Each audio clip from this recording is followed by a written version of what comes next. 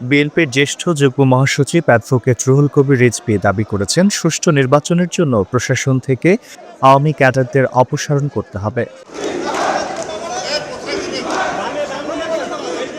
সোমবার সকালে রাজধানীর শেরেবাংলা নগরে নীলফামারী জেলা বিএনপির নবগঠিত কমিটির উদ্যোগে দলের প্রতিষ্ঠাতা প্রেসিডেন্ট জিয়াউর রহমানের সমাধিতে শ্রদ্ধা নিবেদন শেষে তিনি এ দাবি জানান।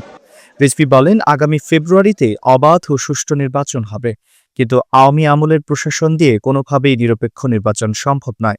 এই 15-16 বছরে প্রশাসন ছিল না, পুলিশ প্রশাসন ছিল না, এগুলো সব ছিল আওয়ামী লীগের ক্যাডার বাহিনী। এই ক্যাডার বাহিনী দিয়ে অবাধ সুষ্ঠু নির্বাচন হবে না। আমাদের দৃঢ় বিশ্বাস নির্বাচন কমিশনের প্রতি, তারা এইসব বিষয়ে মনোযোগ দিয়ে যাতে অবাধ সুষ্ঠু নির্বাচন, যাতে ভোটাররা ভোট কেন্দ্রে গিয়ে তাদের পছন্দসই ব্যক্তিকে ভোট দিতে পারে, সেই কাজটি তারা করবেন।